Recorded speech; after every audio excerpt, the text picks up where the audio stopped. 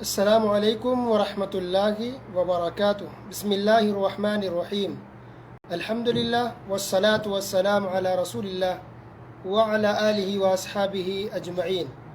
محترم سامعین کرام، میرا موضوع ہے قرآن کی مختصر تفسیر، پارہ نمبر 13۔ ہم شروعات کریں گے سورہ یوسف سے۔ یوسف علیہ السلام یہ خود پیغمبر تھے، ان کے والد یعقوب علیہ السلام وہ بھی پیغمبر تھے، ان کے والد اسحاق علیہ السلام پیغمبر تھے، پھر ان کے بھی والد ابراہیم علیہ السلام پیغمبر تھے۔ گویا باپ پیغمبر، دادا پیغمبر، پردادا بھی پیغمبر، پوتا بھی پیغمبر، سبحان اللہ۔ تو یوسف ابن یعقوب ابن اسحاق ابن ابراہیم علیہم السلام۔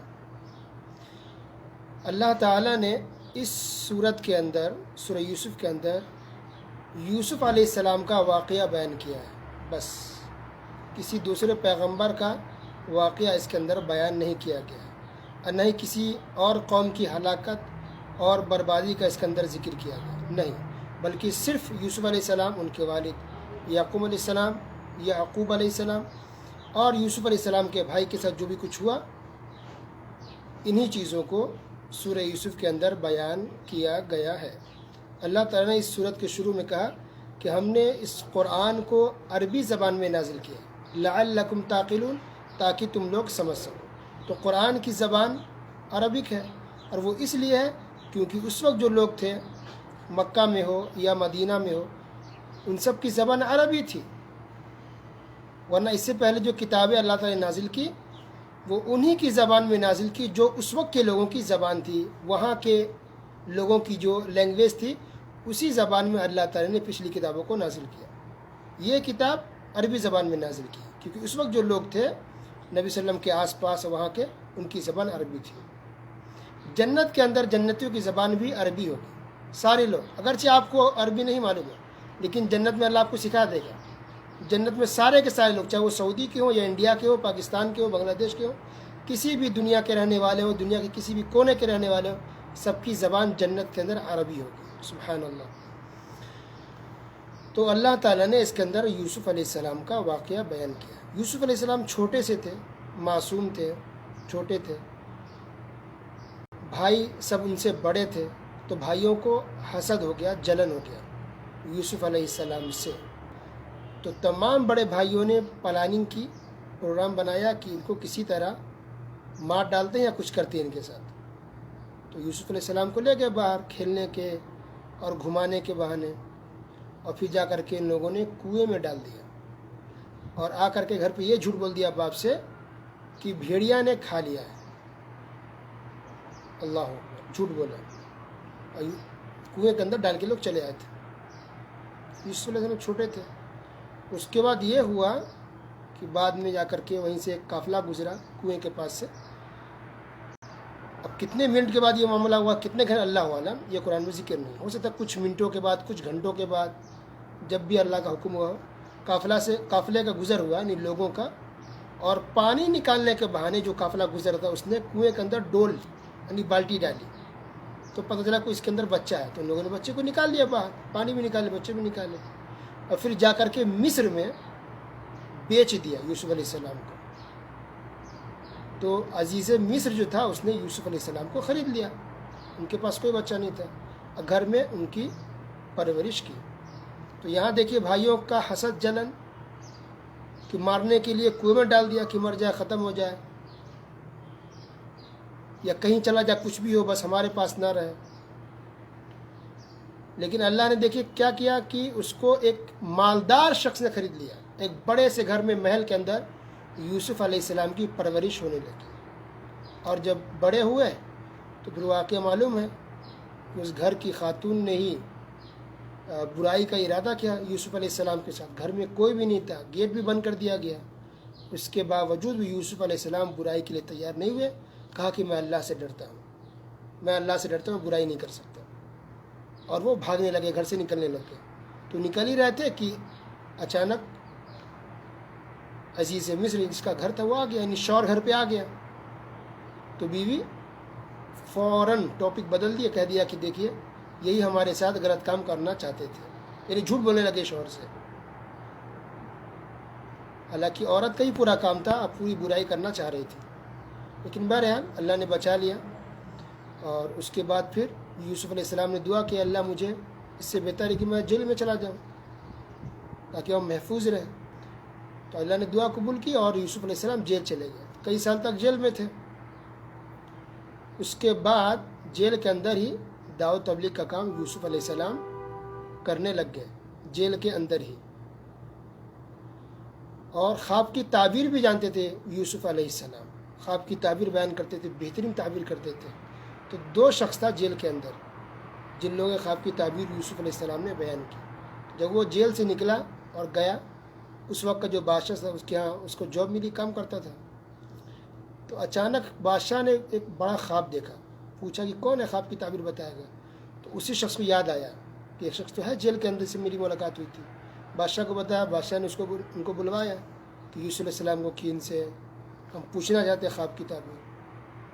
تو یوسف علیہ السلام نے خواب کی تعبیر بتا دی، بہت خوش ہوا، خود یوسف علیہ السلام کو جیل سے نکلوا کے اپنے یہاں رکھ لیا، وزیر خزانہ بنا دیا اپنے یہاں بادشاہ نے۔ دیکھ کہاں سے کہاں تک ترقی ہو رہی یوسف علیہ السلام کی، سبحان اللہ، وزیر خزانہ بن گئے۔ اب جب قحط سالی پڑی تو یوسف علیہ السلام کے بھائی، یوسف علیہ السلام کہاں تھے؟ مصر کے اندر۔ ان کے بھائی پوری فیملی کہاں تھی؟ فلسطین کے اندر۔ تو قحط سالی پڑی، 7 سال تک قحط سالی تھی، بارش نہیں ہوتی تھی، لوگوں کو سوکھے پڑ گئے تھے، کھانے پینے کو تکلیف تھی۔ تو یوسف علیہ السلام کے بھائیوں کو پتہ چلا کہ مصر کے اندر کوئی شخص ہے جو بہت سخی ہے اور وہ لوگوں کی ہیلپ کرتا ہے، دیتا ہے۔ تو لوگ دور دور سے آتے تھے خریدنے کے لیے ہو یا ایسے ہی فری میں لینے کے لیے۔ تو یوسف علیہ السلام کے بھائی بھی وہاں پہنچے، تو یوسف علیہ السلام نے اپنے بھائیوں کو اناج غلہ دے دیا۔ بھائیوں کو پتہ نہیں چلا کہ یوسف علیہ السلام، سوچیے، لے کے چلے گئے۔ جب دوبارہ آئے تو پھر غلہ لے کے چلے گئے، تب بھی پتہ نہیں چل رہا، سبحان اللہ۔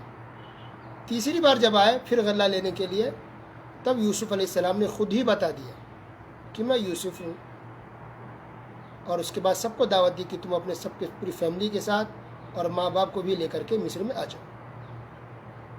تو اس کے بعد پھر لوٹے اور یعقوب علیہ السلام کو، ماں کو، سب کو لے کر کے پوری فیملی پھر یوسف علیہ السلام کے پاس سب کے سب پہنچ گئے۔ یہ پورا خلاصہ ہو گیا ایک پورے واقعے کا مختصر۔ یعقوب علیہ السلام پریشان تھے، بہت روئے بھی تھے، آنکھ کی روشنی چلی گئی تھی۔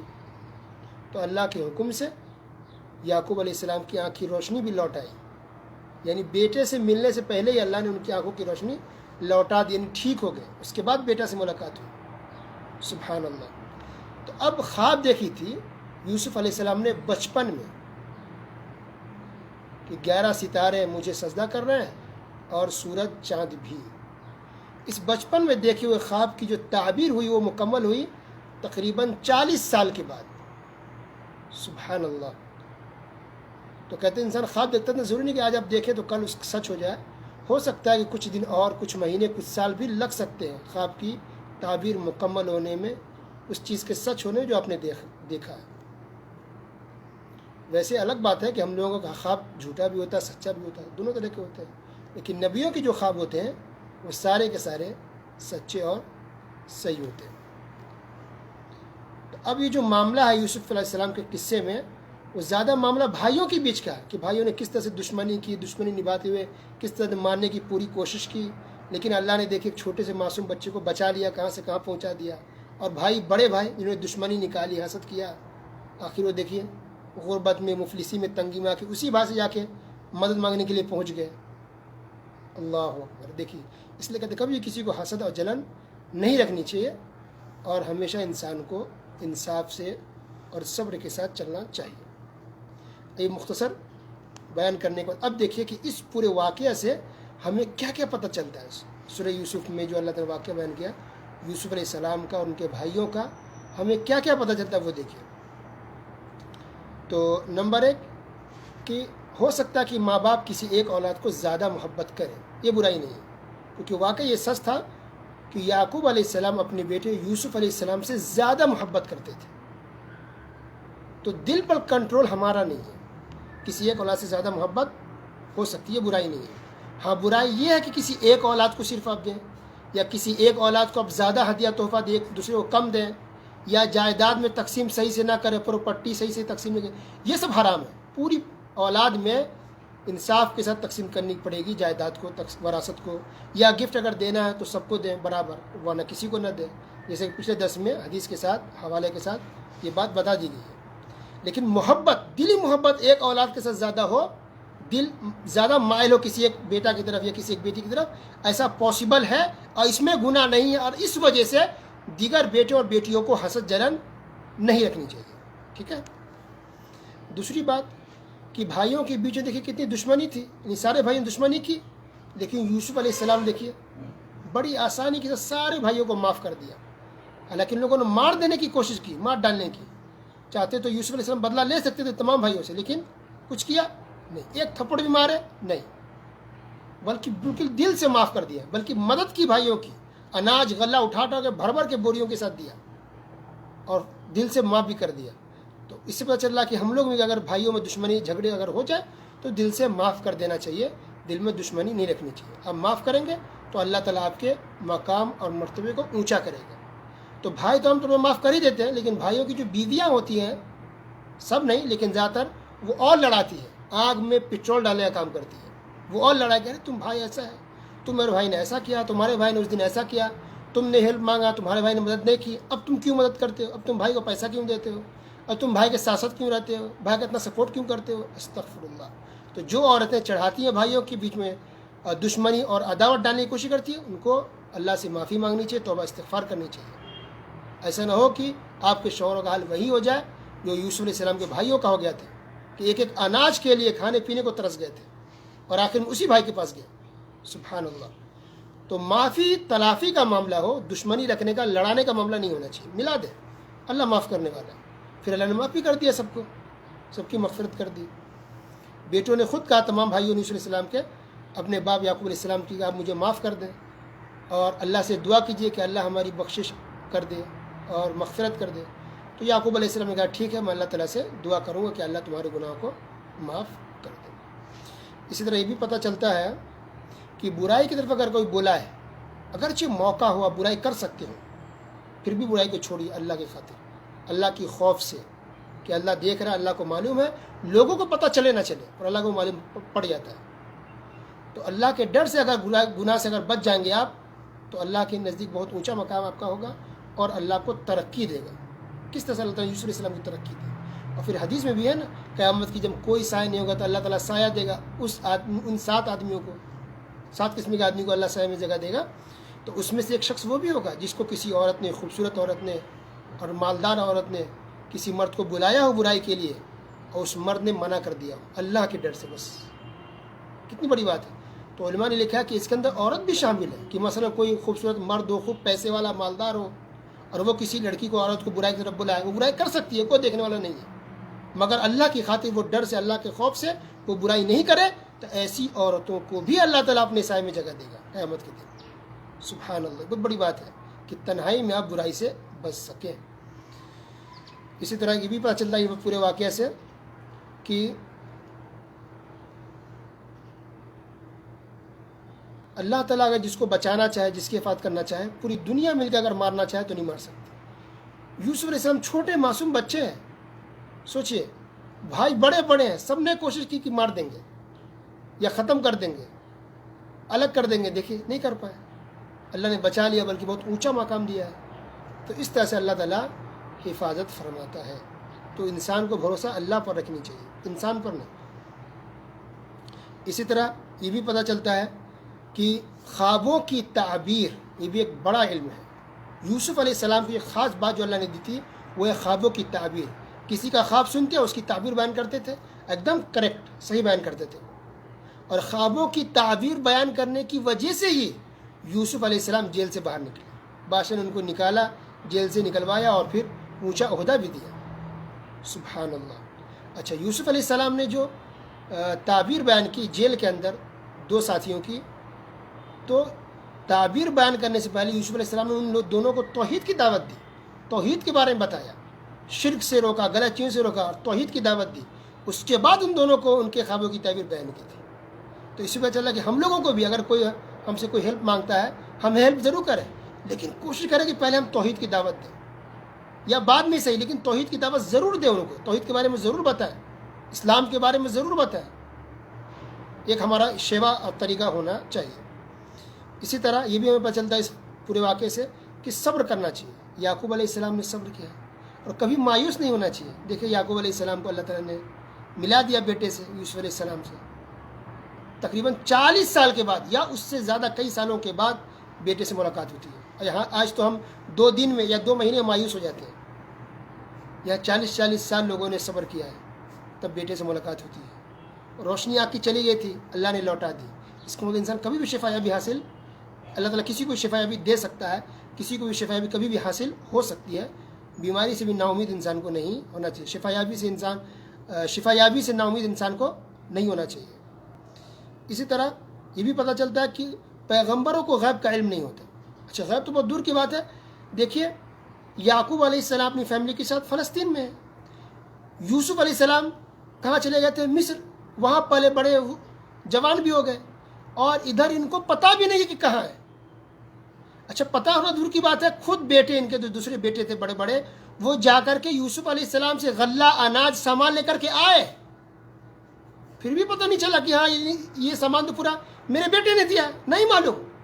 بیٹے پھر دوبارہ گئے، بڑے بڑے بیٹے، ان سے پھر ہیلپ لینے کے لیے یوسف علیہ السلام سے، پھر بھی یعقوب علیہ السلام پیغمبر ہیں خود، اور ان کو معلوم نہیں کہ یہ سامان تو ہمارا بیٹا ہی دے رہا ہے، کچھ خبر نہیں، کچھ پتہ نہیں چلا۔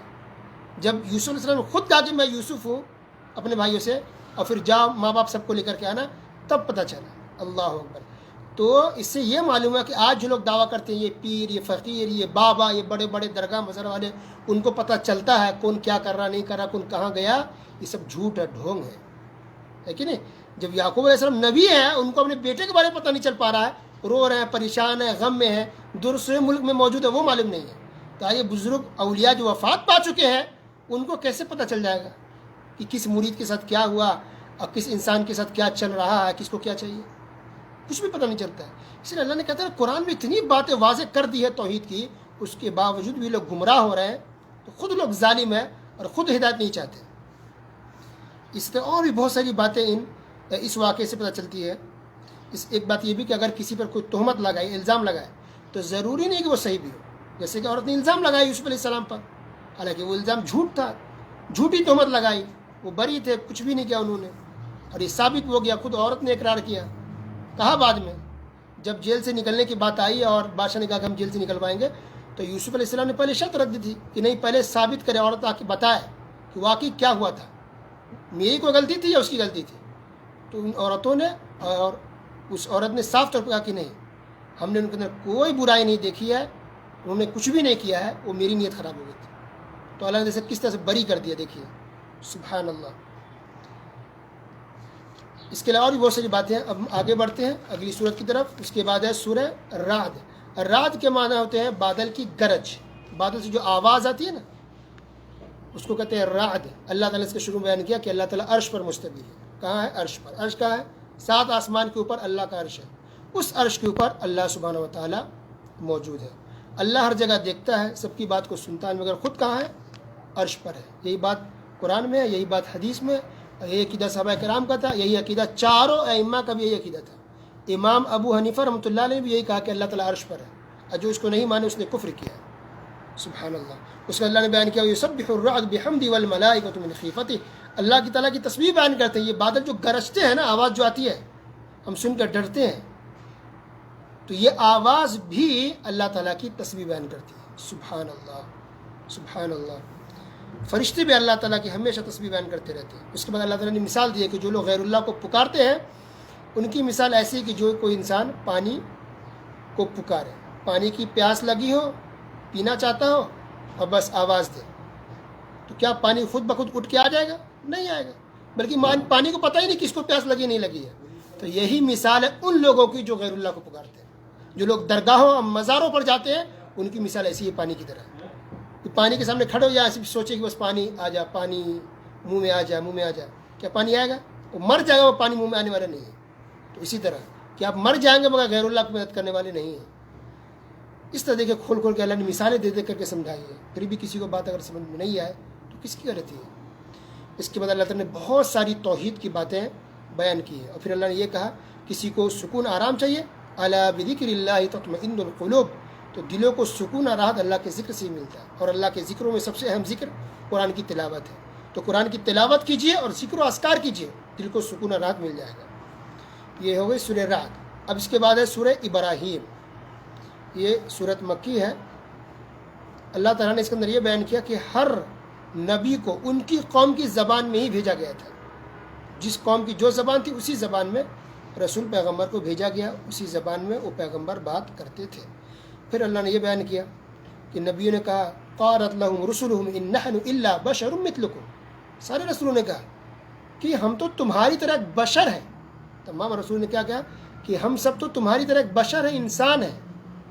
اور آج بدعتی کیا کہتے ہیں کہ ہمارے رسول کو بشر نہ کہو، انسان نہ کہو، گستاخی ہو جائے گی۔ استغفر اللہ، اللہ تعالیٰ نے تمام نبیوں کو بشر ہی بنایا، انسان ہی بنایا، انسانوں میں سے ہی اللہ نے نبیوں اور رسولوں کو بنایا، فرشتے کا بھی رسول پیغمبر بن کے نہیں آئے۔ تو بشر مثلکم، بشر ہے اور بشر تھے اور ہماری طرح بشر تھے، وہ ہماری طرح انسان تھے، کھاتے پیتے تھے، بیمار پڑتے تھے، تکلیف میں پڑتے تھے، پھر اللہ کی مدد آتی تھی۔ یہ الگ بات ہے کہ ان کا مقام بہت اونچا تھا ہم سے، اس میں کوئی شک نہیں ہے، لیکن وہ بھی تھے بشر، انسان تھے۔ پھر اللہ تعالیٰ نے کافروں کے اعمال کی مثال دی کہ یہ راکھ کی طرح ہے، راکھ ہوا اڑا لے جائے، اس طرح یہ کافر جتنے بھی عمل کریں اڑ جائیں گے ہوا میں، کوئی فائدہ نہیں ہوگا۔ اسلام قبول کریں، تھوڑا بھی عمل کریں گے تو قبول ہوگا، فائدہ دے گا۔ کافر ہے، کفر کی حالت میں جتنے بھی کسی کی ہیلپ کر دے اس کو کوئی بھی فائدہ ملنے والا نہیں ہے۔ قیامت کے دن سب کو اللہ کے سامنے کھڑا ہونا ہوگا، نیکی کی بھی اللہ نے مثال دی اور برائی کی بھی اللہ نے مثال دی، اور نماز پڑھنے کا حکم دیا، اور بہت سی نعمتوں کا اللہ تعالیٰ نے ذکر کیا، اور یہ بھی کہا کہ دنیا میں جتنی ساری نعمتیں، سب چیزوں کو اللہ نے انسانوں کے لیے بنایا ہے تاکہ انسان اس سے فائدہ اٹھائے، کھائے پئیں۔ سورج ہے، چاند ہے، اس سے فائدہ ہے، یہ اناج غلہ ہے، اس سے ہمارے فائدہ ہے، یہ دن رات اس سے ہمارے فائدہ ہے، یہ پہاڑ، یہ سمندر، یہ پانی، اس کے لیے ہمارے فائدہ ہے۔ یہ ساری چیزیں، یہ جانور، یہ سب اللہ نے ہمارے لیے بنائی ہے تاکہ ہم کھائے پیے، اس کا دودھ، اس کا گوشت، اتنی ساری چیزیں اللہ نے ہمارے لیے بنائی ہیں۔ تو ہمیں کتنا زیادہ اللہ تعالیٰ کا شکریہ ادا کرنا چاہیے، اور کس قدر اور کتنا زیادہ ہمیں اللہ تعالیٰ کی عبادت کرنی چاہیے، سوچیں، سبحان اللہ۔ اور آخری بات یہ ہے، آخر میں بالکل کہ سب سے آخری آیت یہ ہے، اللہ تعالیٰ نے کہا کہ یہ قرآن تمام لوگوں کے لیے ہے، اطلاع نامہ ہے، اس کے ذریعے سے کہ وہ ہوشیار کر دے، تمام لوگ ہوشیار ہو جائیں اور بخوبی معلوم کر لیں کہ اللہ ایک ہی معبود ہے، تاکہ لوگ سمجھ لیں۔ تو لوگوں کو سمجھانے کے لیے ہے اور لوگوں کی رہنمائی کے لیے یہ قرآن آیا ہوا ہے، چاہیے کہ ہم سب کے سب اس سے فائدہ اٹھائیں۔ اللہ تعالیٰ سننے کے ساتھ ساتھ عمل کی توفیق عطا فرمائے، آمین۔ وصلی اللہ علی نبینا محمد وعلی آلہ وصحبہ اجمعین، والسلام علیکم ورحمۃ اللہ وبرکاتہ۔